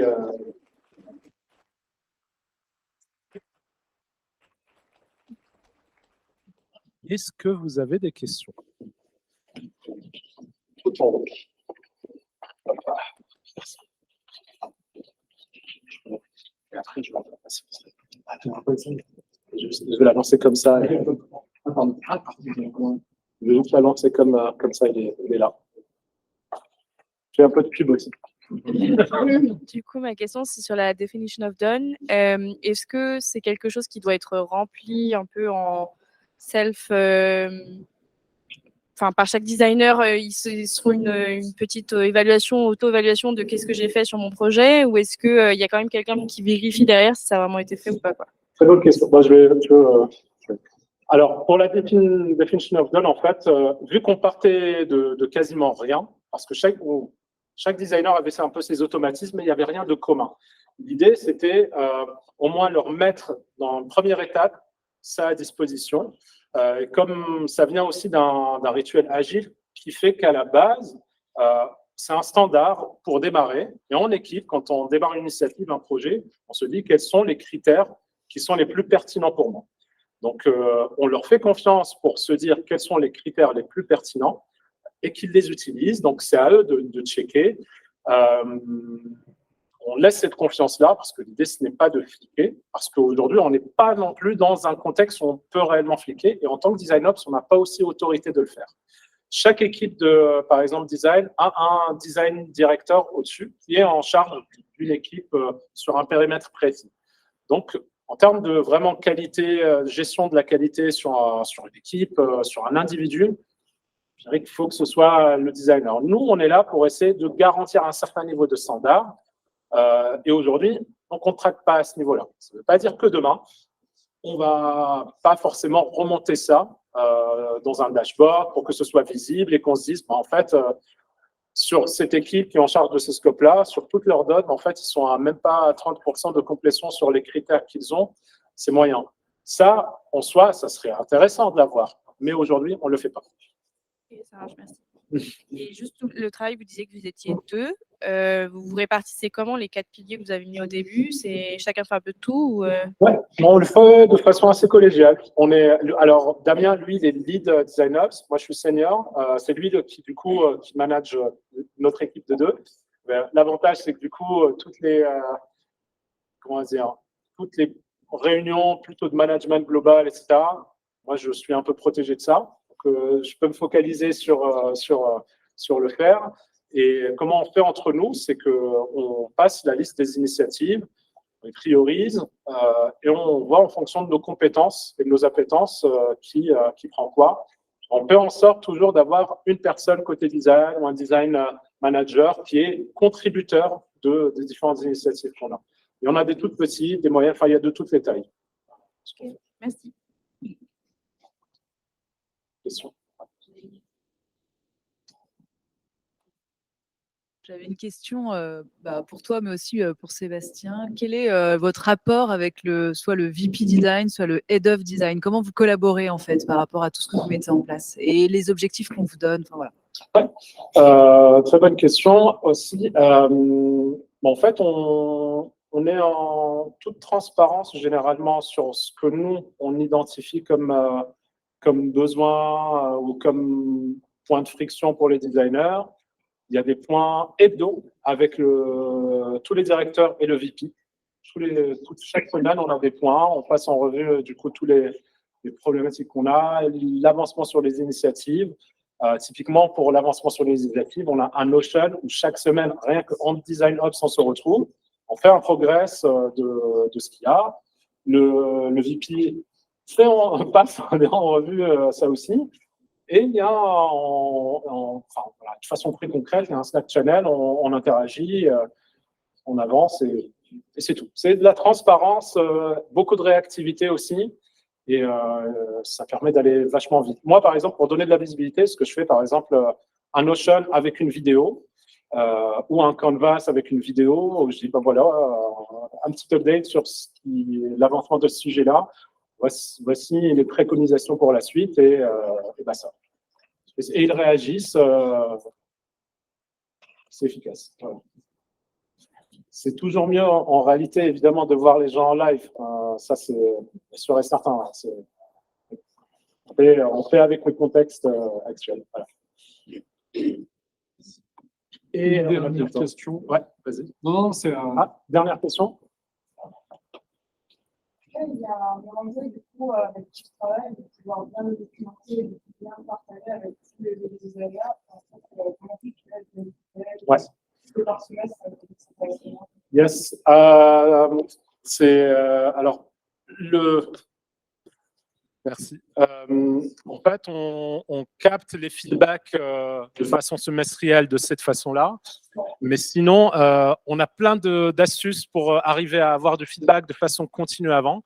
Par exemple, on a un Slack channel qui s'appelle Ask Design Ops où les gens directement nous remontent des besoins ou autres. Sur la dot, par exemple, je ne l'ai pas montré, mais sur une fiche de definition of done, il y a comme un bug tracker, il y a des boutons qui permettent aux gens de remonter un besoin, un bug ou autre. Et puis, assez régulièrement, une fois tous les 2 mois, en fait, on a une session où il y a tous les designers. En fait, on fait un update de là où on en est sur nos initiatives, ce qu'il en est, et ils réagissent en live à ça. Donc, et puis, comme je l'ai dit tout à l'heure, les remote coffee, c'est genre le truc qu'on fait en tant que designer tout le temps pour capter du feedback de façon continue. Voilà. Et le micro. Et puis, si vous avez, là, on organise une petite session avec des personnes extérieures. Si vous voulez discuter avec les designers de Payfit, n'hésitez pas à me suivre sur LinkedIn et un post là-dessus. Voilà. Merci. Sans transition. Sans transition. On avait prévu la roulade, mais peut-être pas. Bonsoir. Alors moi, j'ai de la chance, je passe le dernier, mardi soir, 20h30, veille de week-end, terrible quoi. Et j'ai pas de presse. Alors chez Payfit, ils sont encore réveillés là, dépêche-toi. C'est pas mal.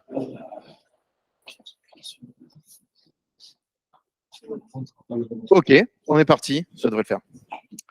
Bonsoir à tous. Alors moi, je vais vous parler Design Ops, mais plutôt stratégie Design Ops, quand on est dans un grand groupe, et comment, d'un point de vue stratégique, on utilise les métriques pour faire de la stratégie au niveau d'un groupe avec un certain nombre de personnes. Donc, je m'appelle Grégory Roy, je suis à l'aise depuis février, sur le rôle de Design Ops, en groupe Design Ops leader. Je vais faire comme mes petits camarades, je vais me présenter, parce que souvent on pose la question, surtout quand on est niveau groupe, est-ce que c'est une bonne situation ça, groupe Design Ops leader? On n'aurait pas de bonne ou mauvaise, enfin, vous connaissez la chanson. En tout cas, pour ma part, moi j'ai commencé avec une école d'ingénieurs qui s'appelle l'ENSC, qui forme des ingénieurs en sciences cognitives, factorielles. Et très vite, je me suis orienté plutôt côté UX, interface, digital, et j'ai fait 14 ans dans le conseil. Alors, j'ai pas fait Devoteam, désolé. 14 ans, pas encore, on a entendu encore. 14 ans dans le conseil, c'était quand même vachement bien comme background Design Ops, j'y reviendrai, parce que pendant ces 14 années, j'ai vu quand même pas mal de clients, des grands comptes, beaucoup de grands comptes d'ailleurs. Et ça m'a permis de voir comment était déployé le design, comment tout le monde galérait bien comme il faut à déployer tout ça, comment personne n'était d'accord à ce que c'était un UX designer, enfin, tout ça, vous le connaissez très bien. Néanmoins, ça m'a permis, moi, d'évoluer d'un point de vue consultant, UX designer, lead UX, responsable d'offres, etc. Et à la fin, j'aidais ces grands groupes-là à monter des offres design, en tout cas des équipes UX design. Et c'est ce qui, je pense, a un petit peu plu à Thales parce qu'ils avaient besoin de quelqu'un qui pouvait avoir une certaine vision transverse. Donc Thales, peut-être que ça vous parle. Peut-être que ça ne vous parle pas. Il y a une espèce d'imaginaire collectif autour de Thales, parce qu'on en entend parler de temps en temps, mais on ne sait pas toujours très bien ce qu'ils font. Chez Thales, on fait des trucs, alors notamment comme ça c'est un des casques qui n'a rien à envier à celui d'Iron Man, qui est le casque des pilotes de l'hélicoptère de combat Tigre, qui s'appelle le Top Roll. Et donc Thales, petite start-up qui débute, avec 78 000 personnes à l'heure où je vous parle. On est sur une croissance d'à peu près 5 à 6 000 personnes par an en ce moment. Donc on est plutôt trend.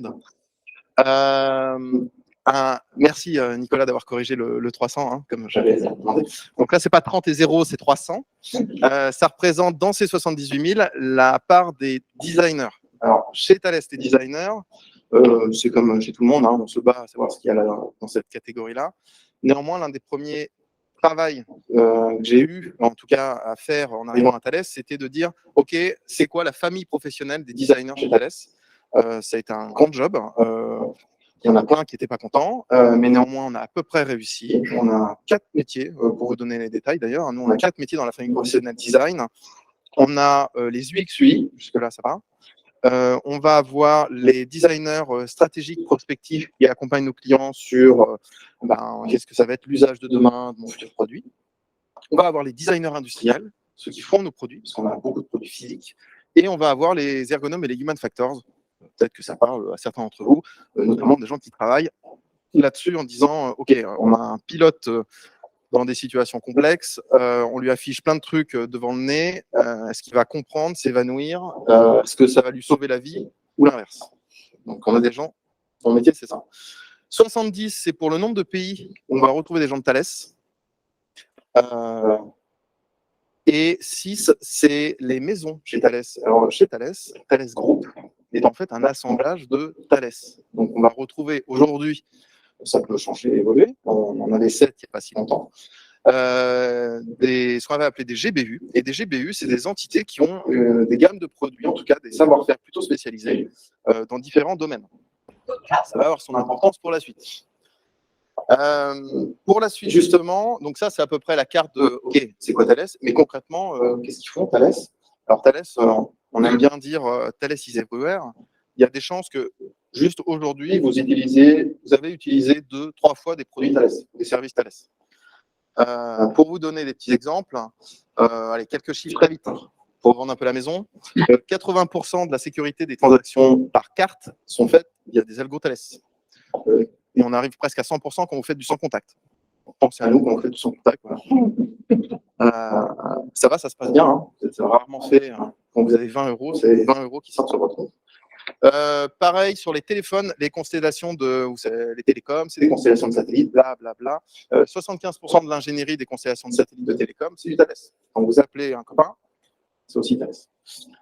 C'est la même chose sur les satellites de géolocalisation. Galileo.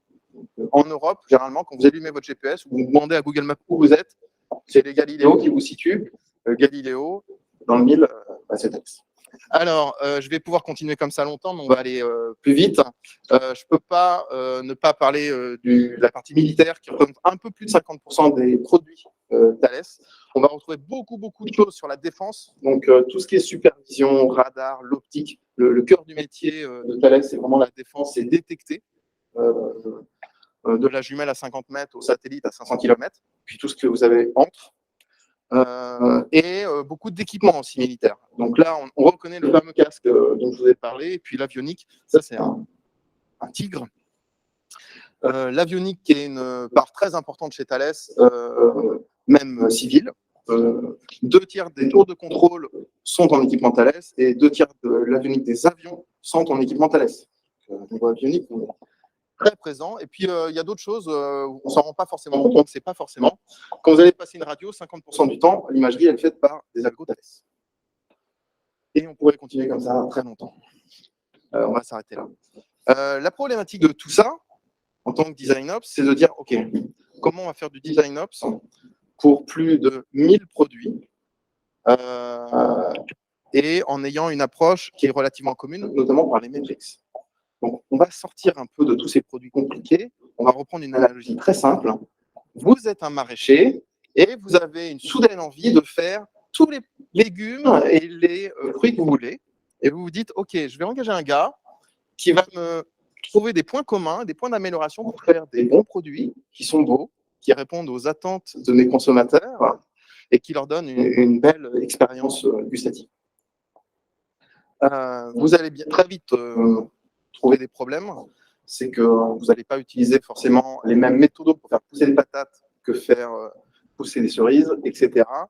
On a un petit peu les mêmes problématiques côté Thales, c'est-à-dire que l'écart, le grand écart des produits fait qu'on est obligé de trouver des métriques, notamment des métriques génériques, qui peuvent convenir à tout le monde.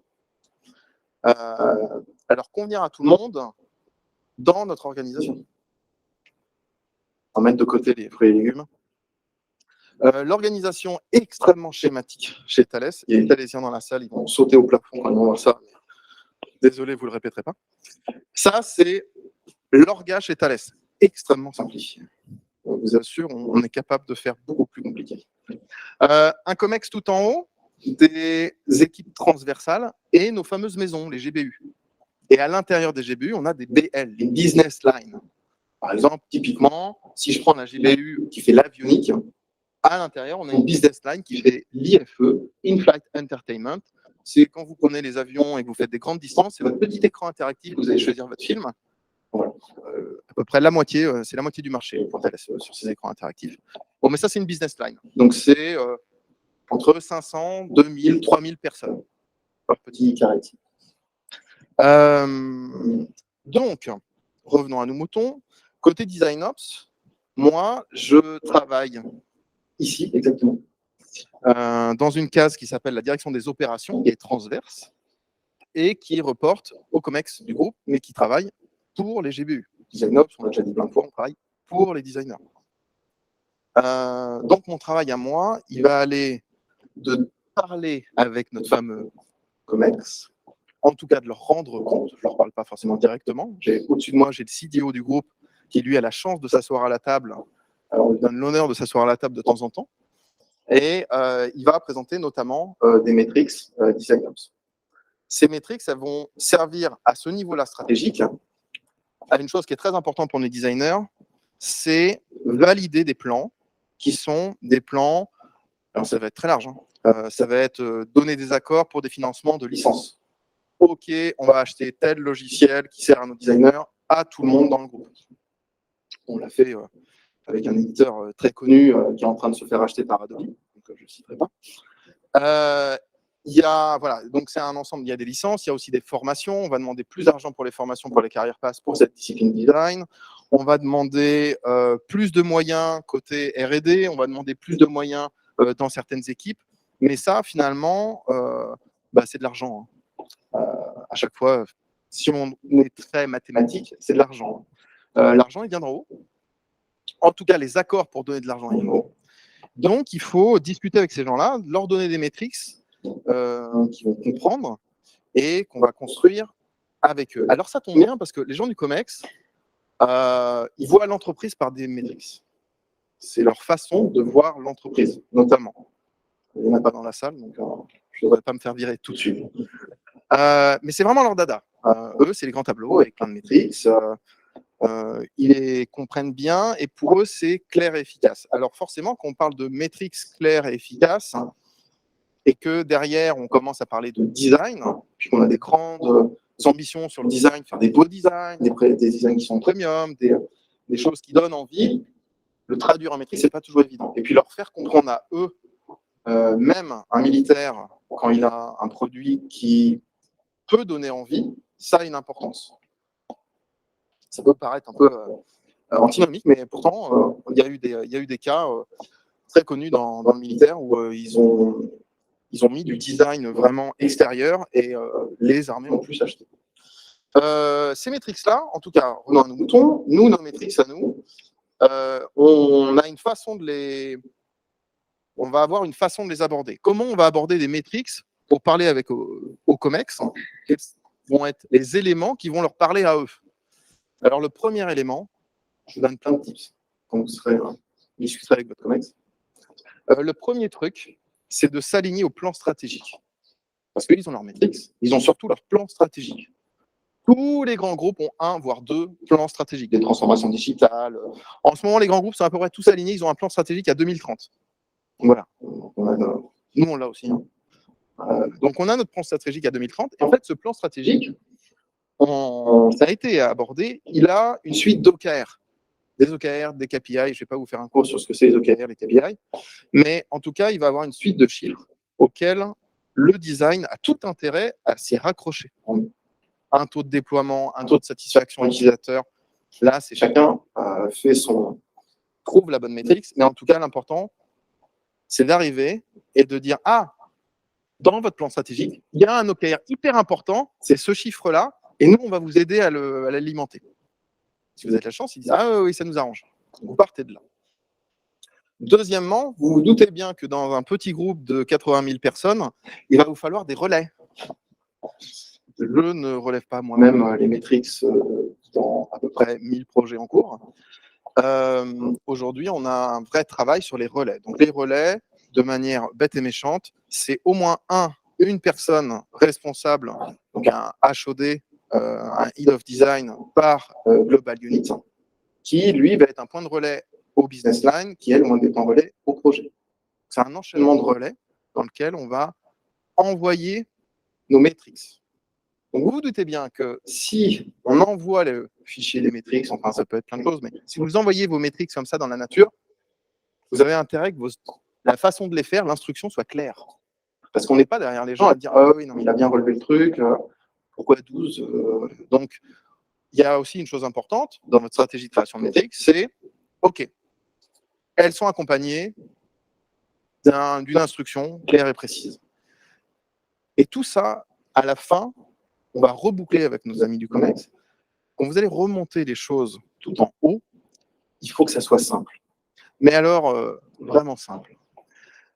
Parce que déjà, d'une part, les dirigeants des OKR, le tableau Excel, vous allez vous faire mal aux doigts à force de scroller si vous voulez tout le voir. Donc, vous avez toutes les chances, si vous apportez plusieurs maîtrises, qu'on soit de manière arbitraire, on dit non, on va prendre celle-là, c'est très bien, ou on va additionner ces deux-là, etc.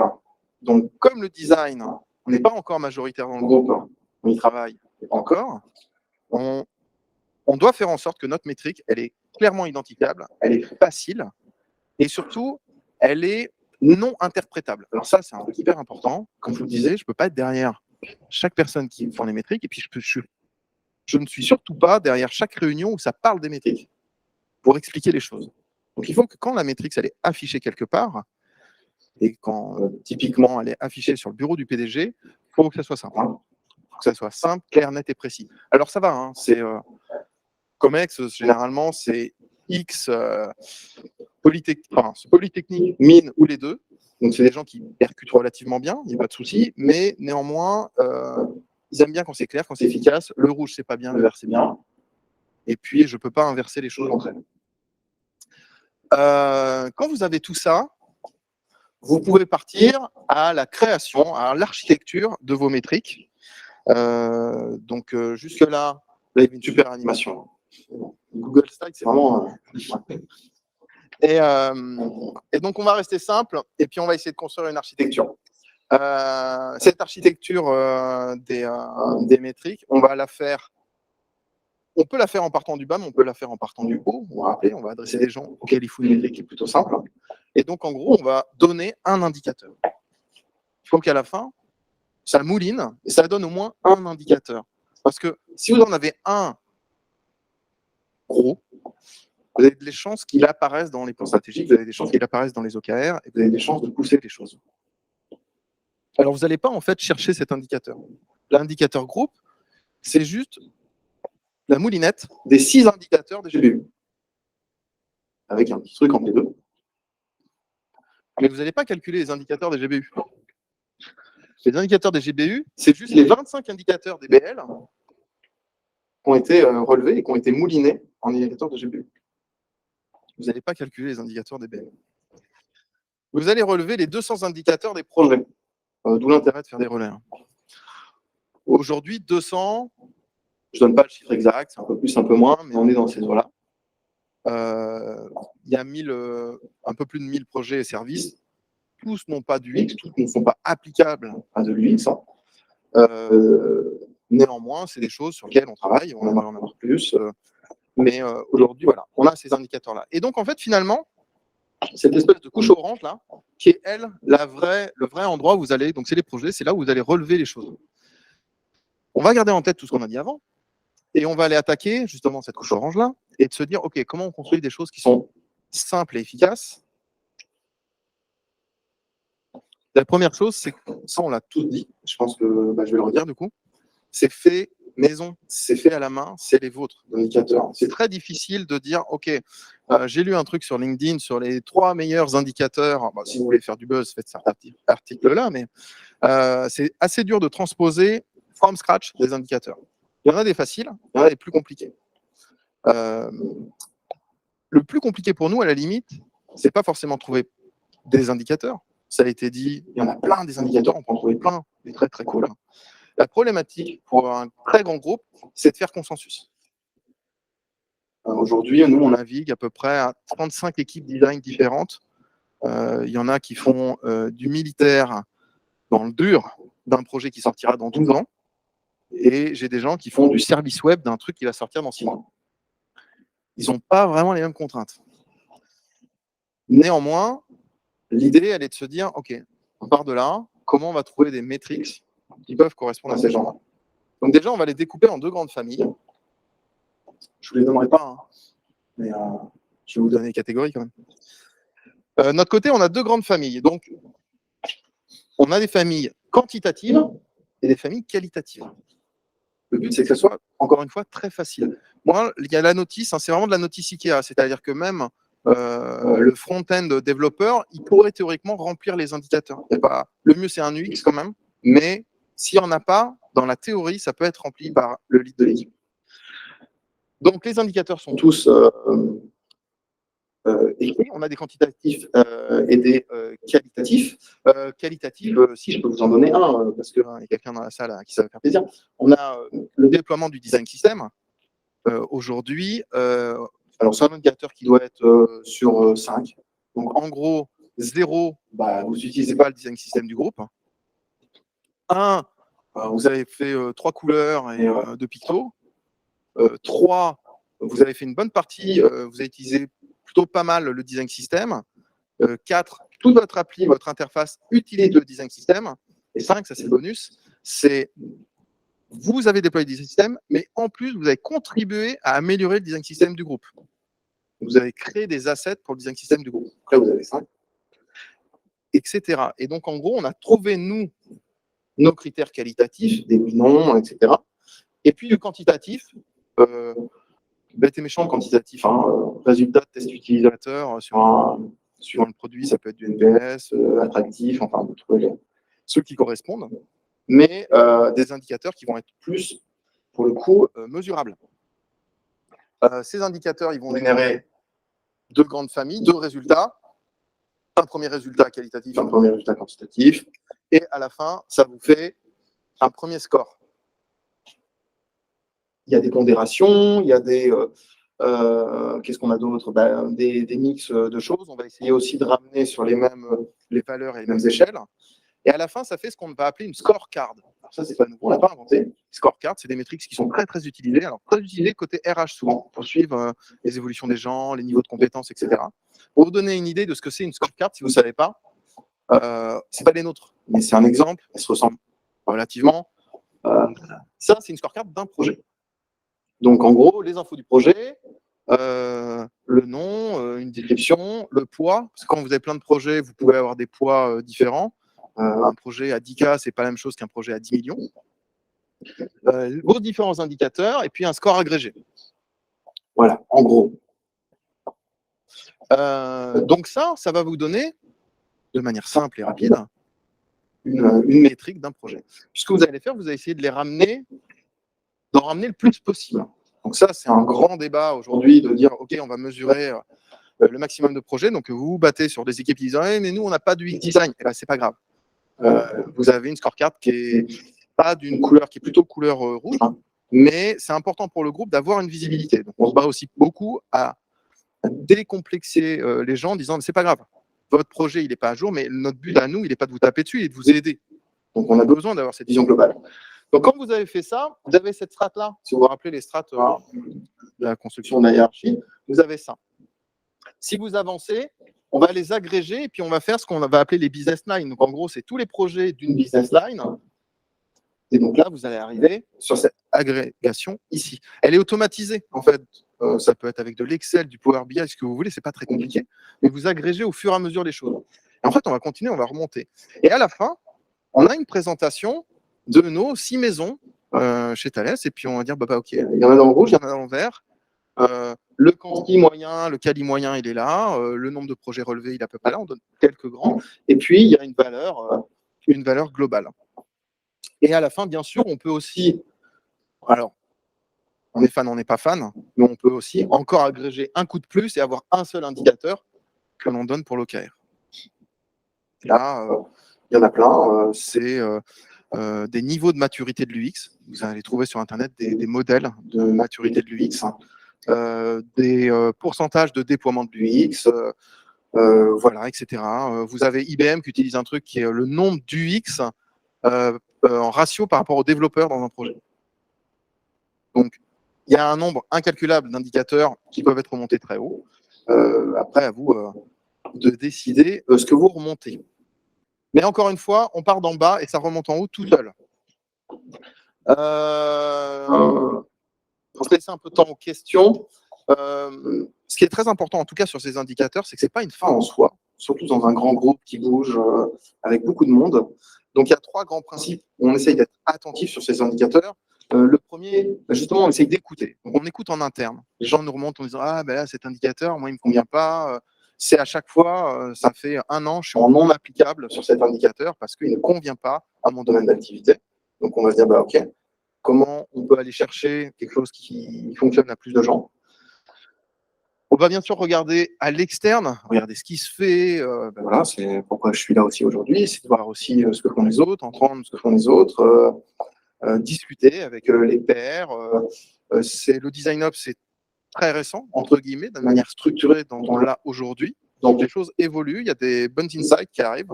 Donc c'est très important d'être ouvert à l'extérieur. Et du coup, en mixant un peu les deux, c'est faire grandir et faire évoluer. C'est difficile, surtout dans un groupe avec un espace-temps comme Thales. Je vous disais, il y a des projets qui ont 10 ans, il y en a, c'est plus long. Donc, c'est toujours délicat de dire à un projet, par exemple, nous, on a des cas assez étonnants où on les embête pas trop parce qu'on sait que le projet est long. Typiquement, c'est pas, je ne trahis pas de secret, mais les SNLE3, ça parle sans doute à personne. C'est les sous-marins 3e génération, les sous-marins nucléaires français 3e génération. Aujourd'hui, on a les premiers, il y a les 2e qui arrivent et les 3. Thales et les autres grands groupes commencent à travailler dessus. C'est des sous-marins qui vont être dans l'eau entre 2060 et 2090. Il y a déjà des équipes. Forcément, ceux-là, je ne vais pas aller les voir tous les mois. Parce qu'il n'y a pas grand-chose qui bouge.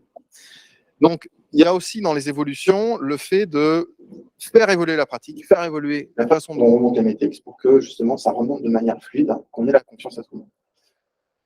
Voilà. Dernière chose, il faut que ça serve. Donc là, je vous ai vraiment montré comment on remonte. Il faut que ça serve aussi les équipes.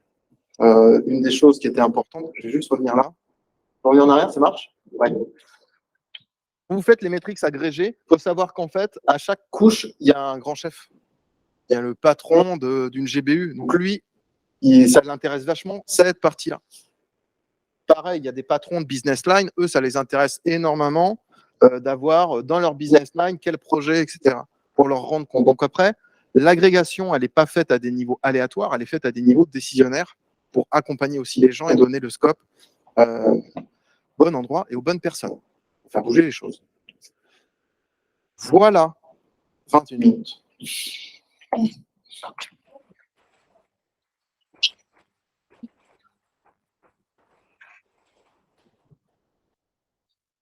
Des questions.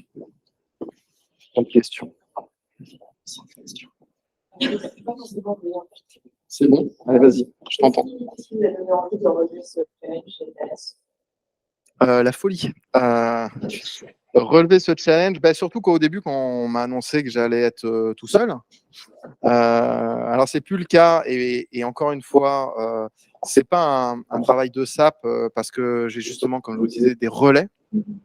Non, moi, ce qui m'a donné envie, c'était vraiment, c'est l'entreprise, c'est la façon dont elle voyait le design. Donc, je travaille avec le CDO en direct, qui s'appelle Didier Boulet, et lui, c'est sa façon de voir le design et de voir faire évoluer le design au sein de Thales qui m'a beaucoup plu. Et puis le champ des possibles, et puis le côté geek. Quand vous êtes geek chez Thales, il y a moyen de s'amuser comme il faut.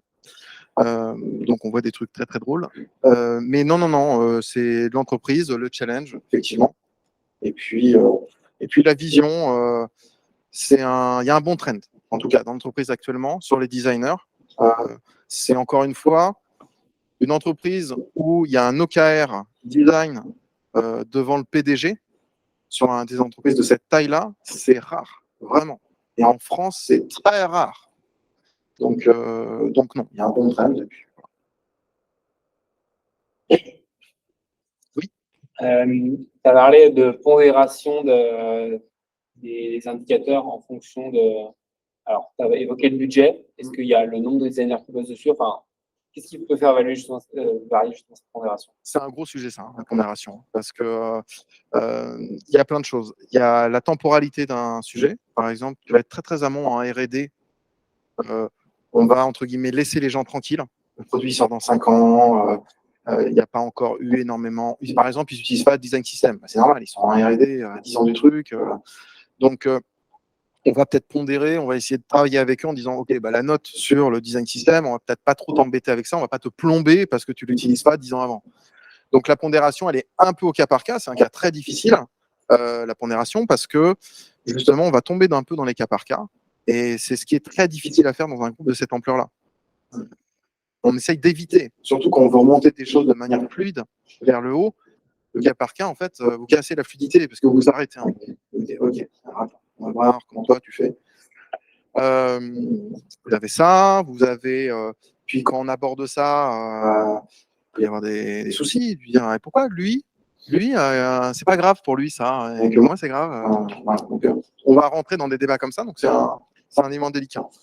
La taille de l'équipe, les choses un peu quantitatives, bon, ça c'est des pondérations qui sont entre guillemets faciles. Donc des enveloppes budgétaires ou des choses comme ça. Le projet n'aime pas trop communiquer sur le budget exact. Donc voilà, il faut travailler avec des enveloppes ou des choses comme ça.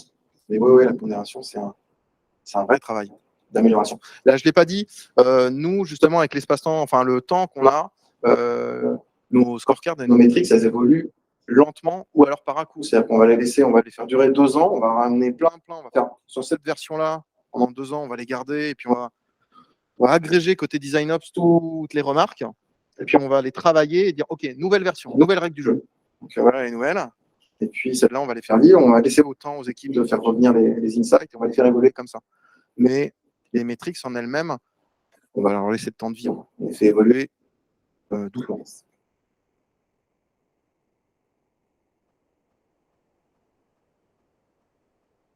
Oui. Peut-être un peu lié, c'est la notion de, dans les équipes, surtout un groupe aussi grand, la maturité des équipes de développement différentes, que ce soit le profil, que ce soit le design.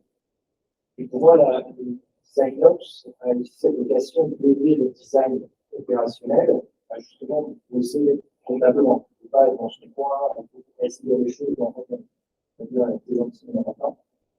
L'autre question, c'est comment, au sein de Thales, gérer l'accompagnement des équipes en fonction de leur maturité. C'est une très bonne question. Les fameux points de relais dont j'ai parlé, on a un responsable par business unit qui est en charge de l'UX, mais aussi en soi en charge du design ops de sa GBU. Donc c'est quelqu'un pour moi qui est très important et avec qui je vais discuter, qui va me dire moi j'ai besoin de formation. Par exemple, Human Factors, on a rentré plein de choses dans Human Factors. J'ai plutôt des UX, il faut qu'ils soient formés à ça. Comment on va le travailler, comment on va le faire. Donc, moi, c'est des remontées qui vont être faites. Le learning dans un groupe Thales est centralisé maintenant. C'est quelque chose d'assez récent chez nous, mais maintenant, c'est centralisé. C'est des avantages et des inconvénients. mais néanmoins, ça me permet, moi, d'avoir le levier dessus. Donc, de dire, OK, il faut qu'à notre catalogue de formation interne, on ait telle ou telle chose. Et dans l'idéal, il faut que les maturités des équipes soient équivalentes. C'est vraiment un gage. Donc, on fait beaucoup de choses. On va faire des référentiels communs, on va faire des formations communes, on va faire des événements ensemble, on va faire parler les gens entre eux. Donc, on va vraiment travailler ces référentiels communs. Et il faut savoir que les référents de chaque GBU forment une équipe, en fait. Et ils se parlent entre eux. Ils ont un point tous les 15 jours. Donc, ça oblige à dire, OK, chez toi, c'est comme ça, moi, c'est comme ça. Voilà. Donc, on nivelle. On essaye de niveler par le haut, mais on essaye de niveler pour justement ne pas avoir ça. Pas avoir des écarts. Il y a un énorme travail en ce moment sur les carrières passes, comme énormément d'entreprises. Là, on va travailler ça pour tirer vers le haut et avoir les gens avec des compétences proches. Mais c'est très compliqué. Petit exemple, un UX designer aux États-Unis, c'est pas un UX designer en Allemagne et c'est pas un UX designer en Italie. Le titre est le même. Posez-leur la question, c'est quoi ton métier? C'est pas la même réponse. Donc ça, c'est un beau travail qu'on a, qui est hyper riche, mais qui pose aussi des réflexions.